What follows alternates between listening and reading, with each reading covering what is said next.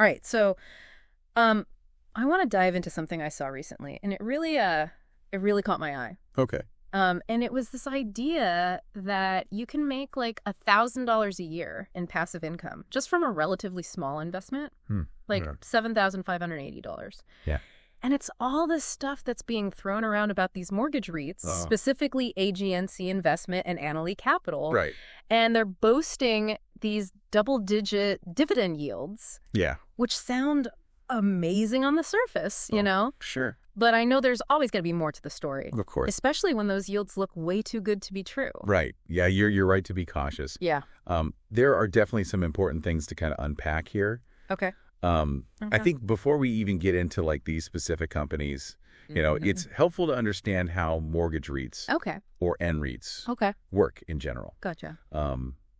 Unlike those traditional REITs you might be familiar with, you know, the ones that own actual property. Right. mREITs are all about mortgages and like related, you know, financial instruments. So instead of like owning the shopping malls or apartment buildings, they're dealing with the loans behind those properties. Yeah. So they basically borrow money at short-term rates.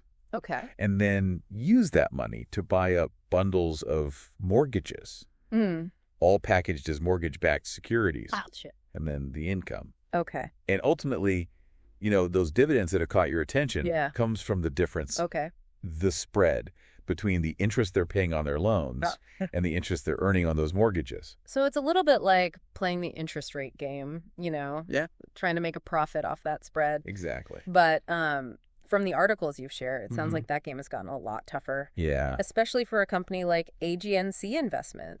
They're offering this huge 14.2% dividend yield right now. Right. But their borrowing costs have been going way up. Well, yeah, that's something. Should that be a red flag? It's definitely something to pay attention to. Okay. Yeah. Rising interest rates have put a lot of pressure on their profit margins. Yeah. You know? Yep. And that concern is reflected in their stock price. Okay. Since AGNC debuted back in 2008, the stock price has actually taken a pretty big hit, dropping by almost 48%. Wow. But here's where it gets interesting. Okay. Even with that drop, their total return, thanks largely to their dividends, has been 470%. Hold on, so they've lost almost half of their value. Yeah. But still delivered over a 400% return. Yeah. It's a pretty wild ride. It is, and it highlights a couple of crucial points about mREITs. Okay. First, those dividends can really add up over time, even if the stock price itself fluctuates. Okay. And second, it kind of underlines the volatility we're dealing with here. You know, these are not set-it-and-forget-it investments. Gotcha. Okay, so volatility is definitely something to keep in mind. For sure. Speaking of different approaches, the other mREIT on our list, Annaly Capital, has a slightly lower yield at 12.2%. But it seems like they're taking a different strategy with their investments. Yeah. What's their story? So Annaly's interesting because they're trying to diversify their portfolio a bit more than AGNC. Gotcha. While a large portion of their holdings is in agency-backed securities. Okay. You know, the kind that are backed by government agencies and considered less risky. Right, yeah. They're also branching out a bit. So less reliance on one type of mortgage-backed security? Right. That seems to make sense in terms of spreading out risk. Yeah. But isn't there a chance that that diversification could also mean lower returns? It's a trade-off. You know, it's a valid concern. Okay. By diversifying, they're potentially giving up some of that, like, upside potential. Right. But also trying to cushion the blow if things go south with a particular type of mortgage investment. Okay. And one way they're doing this is by investing in what are called mortgage servicing rights. Mortgage servicing rights. Yeah. That sounds pretty technical. It is. What are those exactly? Okay, so imagine every time someone makes their monthly mortgage payment. Right. A small fee goes to whoever handles the administration of that loan. Okay. So like collecting payments, managing escrow accounts, all that stuff. Right. That's mortgage servicing. Okay. And Annaly's buying up the rights to those fees. It's kind of a clever hedge against like falling mortgage values. Okay. Because even if the value of the underlying mortgage goes down, they still get that steady stream of income from the servicing fees. So it's a little bit like an insurance policy. Right. You know, even if the value of their other investments takes a hit. Exactly. They have this sort of more stable income stream. Yeah. To help offset the potential losses. It's one of the ways they're trying to balance that risk and reward. Yeah. And speaking of reward, Annaly's actually been performing pretty well lately. Oh, really? Yeah, their financing costs actually came down in the last quarter of 2024. Okay. And they posted a net income of $1.78 per share. That sounds promising. It is, especially since their current quarterly dividend is $7.72 per share. Okay. So, at least for now, it seems like their dividend is sustainable. Yeah. But of course, the question is, right, can they keep it up? Right. And to answer that, I guess we need to shift gears a little bit and look at the bigger picture of, risks associated with mREITs in general. Because even with those positive signs, there are some inherent challenges that come with this type of investment. Absolutely. Yeah, those high yields definitely come with some strings attached. Right. So I'm eager to unpack those risks. Okay. What are the potential pitfalls that investors need to be aware of when it comes to mREITs? Well, one of the biggest risks, and we've kind of touched on this already, is their sensitivity to interest rate changes. Right. It's all about that spread between what they pay to borrow and what they earn on their mortgage investments. Right. So if interest rates spike, their borrowing costs go up. Okay. Which squeezes their profits. Right. And, potentially puts those juicy dividends in jeopardy. And with all this talk about inflation and potential interest rate hikes, this seems particularly relevant right now. Absolutely. The article even mentioned this potential new trade war. Yeah. That could further complicate things. Yeah. The global economic landscape is a huge factor to consider. Okay. A trade war could lead to more inflation. Right. Which could force the Fed to raise rates even faster. Right. That's not a good scenario for mREITs. So it's not just about looking at the current yields. It's about understanding, the broader economic context. Right. And how all of those forces might impact these companies and their ability to keep those dividends flowing. Exactly. Okay. What else should we be thinking about in terms of risk? Well, remember how we talked about REITs using their mortgage portfolios as collateral for loans? Right. It's kind of like putting up your house to get a mortgage. Yeah. But what happens if the value of that collateral drops? I'm guessing that's not good news. It can be a real problem for the lender or the borrower. Yeah. What does that look like for mREITs specifically? So if interest rates go up, the value of those mortgage-backed securities they hold can actually go down. Okay. It's a little counterintuitive. Yeah. But it has to do with the fixed interest rates on the underlying mortgages. Okay. So help me wrap my head around that. Okay. Why would rising interest rates cause the value of those securities to fall? Imagine you have a bond that's paying a fixed rate of 3%. Okay. If market interest rates then rise to 4%, suddenly your bond is less attractive to investors. Right. Because they can get a better return elsewhere. So the value of your bond drops. Okay. It's the same principle with mortgage-backed securities. Gotcha. That makes sense. Yeah. So if the value of their collateral drops, does that mean they might need to scramble to come up with more cash? Right. To satisfy their lenders? Exactly. It's called a margin call. Oh, okay. The lender might demand that they sell off some of their assets, potentially at a loss, to cover the decline in the value of their collateral. Gotcha. And that, of course, can have a domino effect on their profitability and those dividend payouts. So rising interest rates lead to lower collateral value, which can force them to sell assets at a loss, which then impacts their dividends. Exactly. Sounds like a pretty precarious situation. It can be, and that's why, we need to dig even deeper into these risks. Yeah. For example, that chart showing the historical dividend payouts for both AGNC and Annaly over the past decade really paints a picture of just how volatile things can get. There's some dramatic peaks and valleys there. It's a roller coaster ride for sure. So for someone who values stability and consistency, in their passive income stream, mREITs might not be the ideal choice. I think that's a fair assessment. Okay. While there's potential for high returns, it's not a risk-free endeavor. Right. There are other investment options out there that offer more predictable dividends. Right. Though those often come with lower yields. Right. It all comes down to your risk tolerance and what you're hoping to achieve with your investments. This has been really insightful so far. Okay, good. You've given us a lot to think about.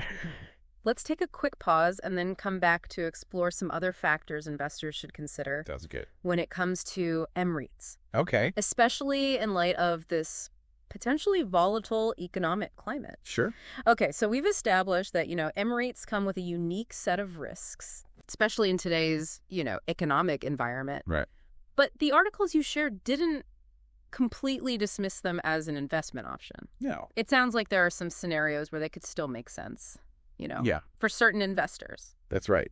The articles acknowledge that both AGNC and Annaly, could potentially maintain their dividends over the long run. Okay. But they also emphasize that for those who absolutely need a reliable and predictable income stream, especially retirees, mREITs might not be the best fit. So it really comes down to individual circumstances and risk tolerance. For sure. But let's say someone is comfortable with some level of risk. Okay. And they're intrigued by the potential for those high yields.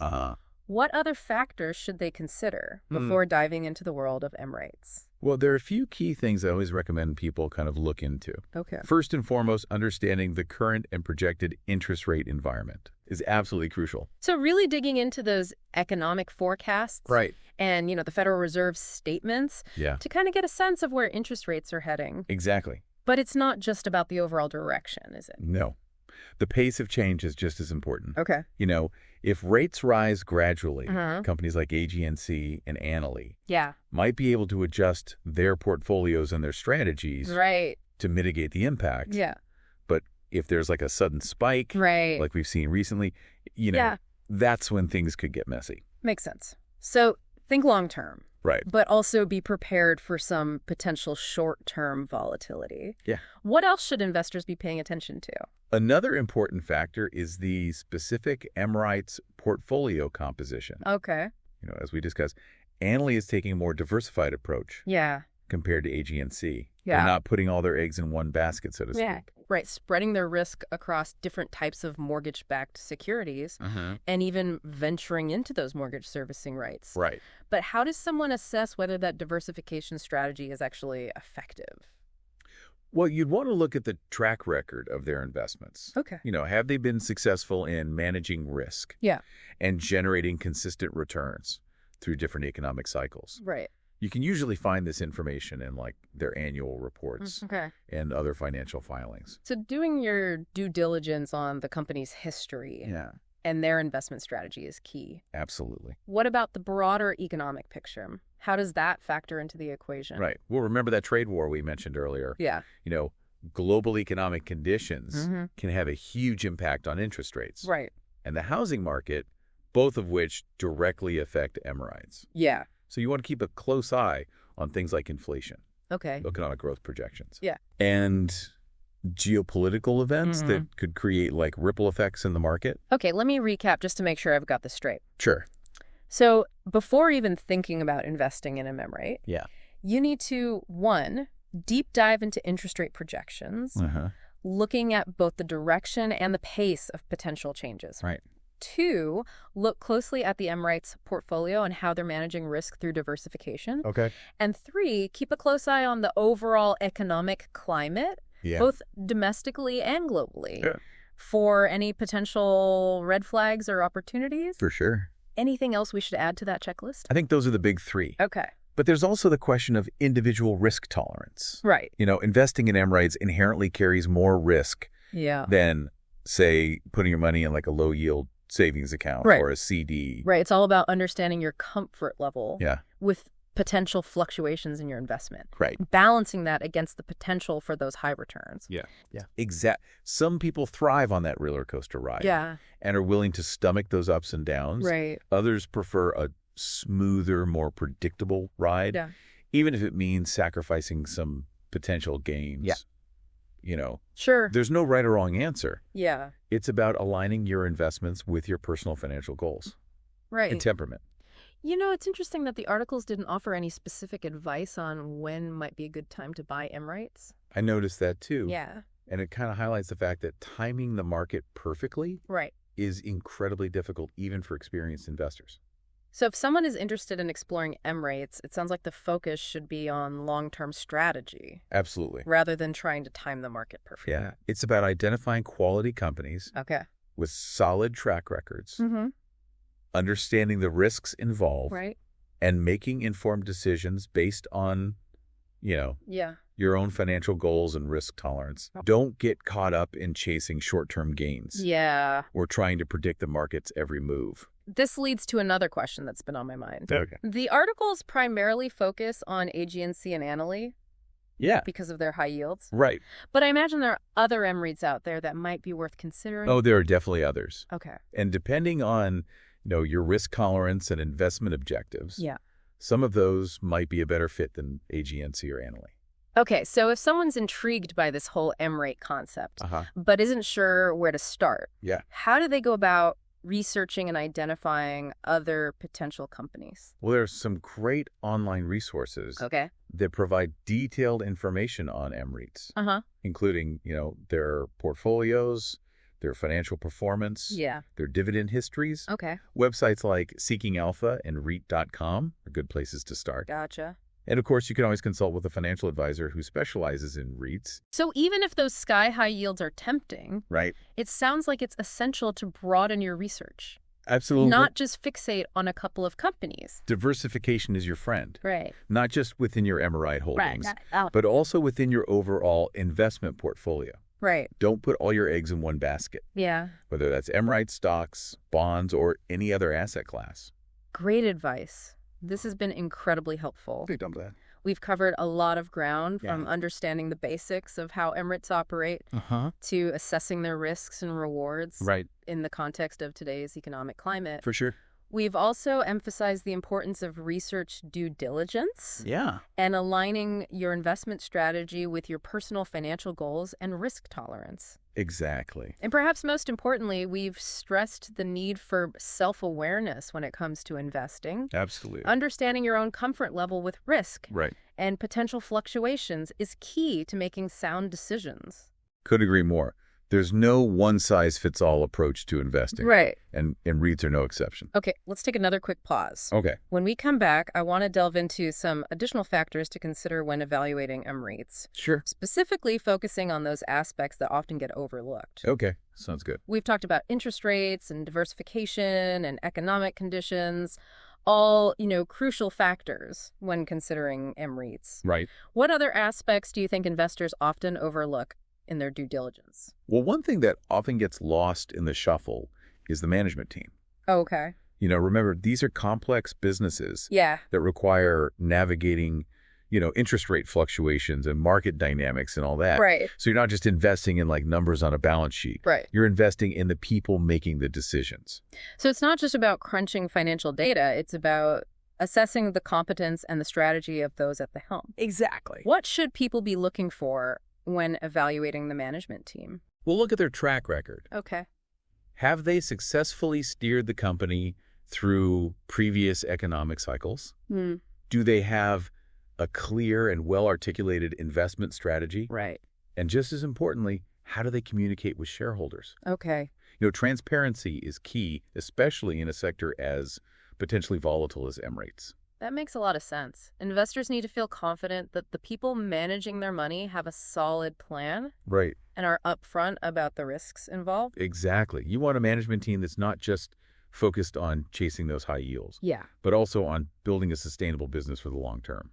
Speaking of sustainability, let's step back for a moment and consider those investors who determine that mREITs might not be the right fit for their risk tolerance. Right. What are some alternative paths they could explore for passive income? Well, there's a whole spectrum of options out there, each with its own risk-reward profile. Right. On the lower risk end, you have things like high-yield savings accounts and certificates of deposit. They offer modest returns, but come with the security of FDIC insurance. So that's the trade-off. Lower potential return, but greater peace of mind. Precisely. Then you move into the realm of bonds. Okay. Which generally offer higher returns than savings accounts. Right. But also come with more risk. Okay. And within the bond market, there's a wide range of maturities and credit qualities to choose from. So you can kind of tailor your investment to your specific needs and risk profile. And of course, there's always the stock market. Right. Though that comes with its own set of considerations. Of course. Dividend-paying stocks can be a good source of passive income. Yeah. But as with any stock investment, diversification is crucial. Yeah, absolutely. Don't put all your eggs in one basket, no matter how tempting a particular company or sector might seem. Yeah, and speaking of tangible assets, we shouldn't forget about real estate. Right. Rental properties can be a great way to generate passive income, but it's important to factor in the costs of ownership and management. For sure. So from low-risk savings accounts to potentially higher return, but higher-risk investments like stocks and real estate. Right. There's a lot to consider. There is, and that's why I always emphasize the importance of defining your financial goals and risk tolerance before making any investment decisions. It's like creating a roadmap for your financial journey. Yeah. You need to know where you're going and how much risk you're comfortable taking to get there. Exactly. And sometimes that journey might require seeking guidance from a financial advisor who can help you navigate the complexities of the market and create a personalized investment strategy. That's a great point. Sometimes having an expert in your corner can be incredibly valuable. It can be. Especially when dealing with investment decisions that can have long-term consequences. I couldn't agree more. It's like having a seasoned guide leading you through unfamiliar terrain. They can help you avoid pitfalls and identify opportunities that you might not see on your own. This deep dive into the world of mREITs has been incredibly informative. Good. I'm glad to hear that. We've gone beyond just scratching the surface, you know? Yeah. Exploring the mechanics of how these companies work, the potential risks and rewards, and even alternative paths for passive income. We've really covered a lot of ground. We have. We've delved into the often overlooked aspects of mREIT investing, such as the importance of scrutinizing the management team and considering the broader economic landscape. For sure. If there's one key takeaway I hope listeners walk away with, it's this. Okay. High yields can be alluring, but they don't tell the whole story. Right. Informed decision-making, thorough research, and a clear understanding of your own risk profile are the keys to successful investing no matter what asset class you're considering. Well said. Don't let yourself be swayed by hype or quick profit promises, Take your time, do your homework, and make investment choices that align with your long-term goals and your peace of mind. Thanks for joining us on this deep dive into REIT. It's been a pleasure. We hope you found it insightful and empowering.